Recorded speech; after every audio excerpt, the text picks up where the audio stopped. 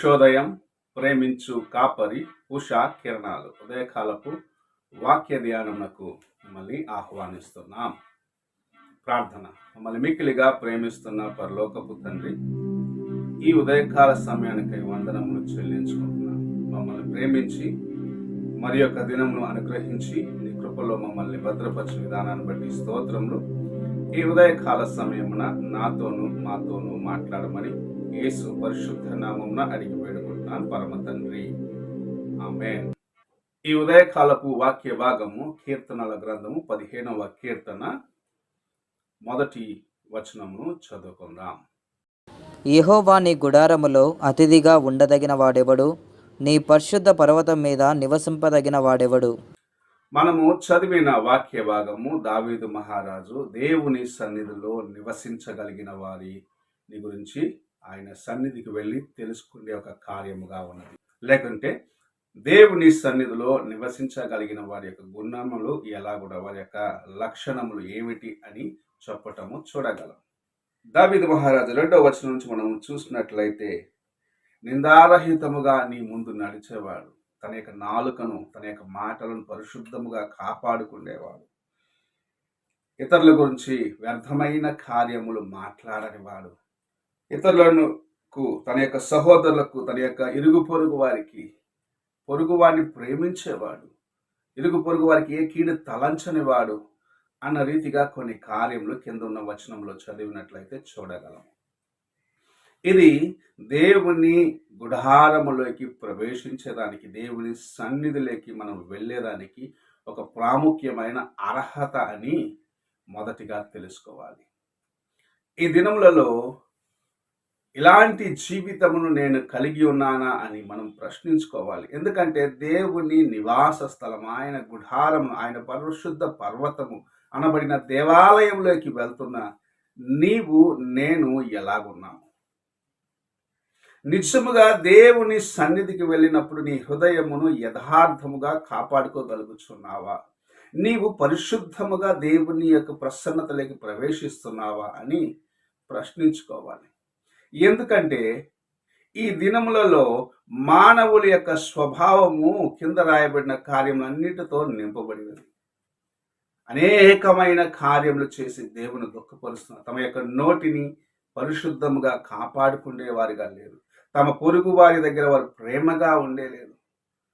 తమ పొరుగు వారిని అనేక సార్లు వారికి కీడు తలంచేవారిగా ఉంటున్నారు. అయినను దేవుని సన్నిధికి వచ్చి నా వంటి వాడు లేడు అని చెప్పుకునే అనేకులు ఈ దినమున ఉండటం మనం చూస్తూ ఉన్నాం. అందుకే అలాంటి వ్యక్తిగా నీవు నేను ఉండకూడదని ప్రభు మన ముందు ఈ కార్యమును ఉంచుతూ, నీ హృదయములో దేవుని ముందు నీవు రావాలంటే మొదటిగా నీ హృదయాన్ని సిద్ధపరచుకోవాలి. నీలో ఉన్న బలహీనతలను తీసివేసుకోవాలి. నీలో ఉన్న పాప కార్యములను తీసివేసుకోవాలి. శోధనకు నిన్ను తీసుకుని వెళ్ళే కార్యములను మొదటగా నీవు విడుదల పొందేదానికి ప్రయత్నించి ఆ తర్వాత నీవు దేవునికి పూర్ణముగా అప్పగించుకోవాలి. నీ సన్నిధికి రావటానికి నేను ఇలాగ ఉండాలి అని దావీదు మహారాజే చెప్పినప్పుడు నేను నీవు ఎంత మాత్రపు వారము. ఎందుకంటే నా హృదయానుసారుడు, నా హృదయానికి తగినవాడు అని ఎవరిని గురించి యెహోవా చెప్పినాడో, ఎవరిని గురించి అయితే చెప్పబడినదో ఆ వ్యక్తే నీ గుడారంలో నివసించేదానికి, నీ పరిశుద్ధ పర్వతములోకి రావటానికి నాకు ఈ లక్షణాలు ఉండాలి కదా అని దేవుని సన్నిధిలో కీర్తనగా చెప్పడం చూస్తున్నాం. ఆ దినములలో పరిశుద్ధ పర్వతం అంటే యెరూషలేమును సూచిస్తున్నది. ఈ దినమున అదే పరిశుద్ధ స్థలముగా ఉంటున్న దేవాలయమునకు నీవు వెళ్తున్నావు కదా. దేవుని సన్నిధిలో నీవు జీవిస్తున్నావు. దేవుని సన్నిధిలో ప్రతి వారము, ప్రతి ఆదివారము, ప్రతి ప్రత్యేకమైన కూడికలో, మధ్యవారంలో నీకు సమయం దొరికినప్పుడల్లా నీవు దేవుని సన్నిధికి వెళ్తున్నావు కదా. నీవు ఆయన గుడారములో నివసించగలిగిన ఆ హృదయమును, లేకుంటే అలాంటి నీవు ఆయన గుడారములో నిలబడగలిగిన ఆ కృపను, ఆ గుణగణాలను కలిగి ఉన్నావా అని ప్రశ్నించుకో. అలాగూ ఉన్నట్లయితే నిజముగా నీవు ధన్యుడవు.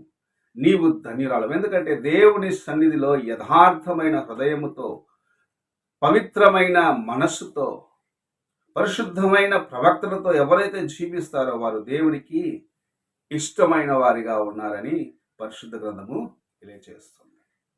నేను దేవునికి ఇష్టానుసారంగా ఉండాలి, దేవునికి ప్రియమైన వాడిగా ఉండాలని నీవు అనుకున్నట్లయితే నీ హృదయంలో ఇతరుల ఎదుట కలిగి ఉన్న కోపము, కక్ష, అసూయ, వంటి కార్యములన్నిటిని తీసివేసుకోవాలి. నీవు దీనుడిగా నీవు తగ్గించుకొని దేవుని సన్నిధికి రావాలి. నిన్ను పాపములోకి తీసుకొని వెళ్ళే ఏ కార్యమును నీవు లక్ష్య పెట్టకూడదని, వాటిని త్రోసివేసి దేవుని సన్నిధికి నువ్వు వెళ్ళాలని ప్రభు ఆశిస్తూ ఈ ఉదయకాల సమయంన నీతో మాట్లాడుచూ ఉన్నాడు. నీవు దేవుని సన్నిధికి వెళ్ళినప్పుడు పరిశుద్ధంగా నేను కాపాడుకుని హృదయాన్ని యథార్థంగా కాపాడుకునకుండా, నీ పొరుగు వారి పట్ల నీవు సమాధానంగా లేకుండా, నీ ప్రవర్తన సరిగా లేకుండా, పేదలకు నీవు చేయవలసిన సహాయము చేయలేని వ్యక్తిగా ఉంటూ దేవుని సన్నిధికి వెళ్ళి నా వంటి వాడు లేడు అని నీవు చెప్పుకున్నట్లయితే దేవుని సన్నిధికి వెళ్ళి నీవు ఆయనను మోసగించేదానికి ప్రయత్నిస్తున్నావని ప్రభు నీతో మాట్లాడుచూ ఉన్నాడు. మన ముందు ఇద్దరు వ్యక్తులను ప్రభు ఉంచినాడు. ఒక వ్యక్తి దేవుని సన్నిధికి వెళ్ళినాడు, పరిసయ్యుడు.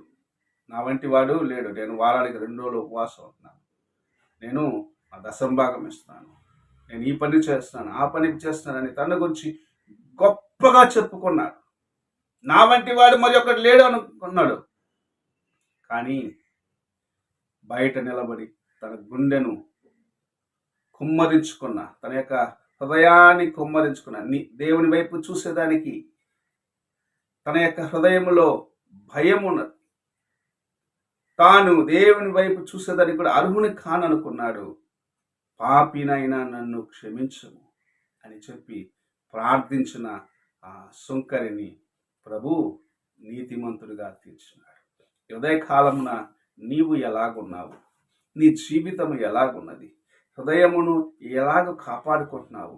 దేవుని సన్నిధిలో, దేవుని యొక్క గుడారములోకి ప్రవేశించేదానికి నీవు అర్హురాలుగా ఉండాలంటే ఈ కీర్తనలో ఉన్న కార్యములన్నిటినీ నీవు పాటించుము. నీ పొరుగు వారిని ప్రేమించుము. నిందారహితముగా దేవుని ముందు నడుము. అవసరతలో ఉన్న వారికి సహాయం చేసేదానికి వెనుకాడకము. అప్పుడు నీ జీవితము దేవునికి సువాసనగా ఉంటుందని దేవుని యొక్క వాక్యం సెలవిస్తుంది. ఈ ఉదయకాల సమయమున నీవు ఎలాగున్నావో ఒక్కసారి నీవు పరీక్షించుకో. ప్రార్థన చేసుకుందాం. పరిశుద్ధుడైన తండ్రి, కృపగల యేసయ్య, ఈ ఉదయకాలంలో మీరు మాకు అనుగ్రహించిన నీ వాక్యంను బట్టి వందనాలు. మా హృదయంలోనూ నీ సన్నిధికి వచ్చినప్పుడు పరిశుద్ధముగా కాపాడుకొని నీ వైపు చూసి ముందుకు వెళ్ళేదానికి సహాయము చేయము. మా బలహీనతలన్నింటినీ సరి చేసుకునే కృపను దయచేయమని, ఎవరిని నాయన మేము చూసి దారి తొలగిపోకుండా మమ్మల్ని మేము కాపాడుకునేదానికి నీ కృపను దయచేయమని యేసు పరిశుద్ధ నామమున అడిగి వేడుకుంటున్నాను పరమ తండ్రి. ఆమేన్. తండ్రి అయిన దేవుని ప్రేమ, కుమారుడైన క్రీస్తు కృప, ఆదరణకర్త అయిన పరిశుద్ధాత్మిక సహవాసము ఇప్పుడు ఎల్లప్పుడూ తోడై ఉండి సదాకాలము నడిపించునుగాక. ఆమేన్.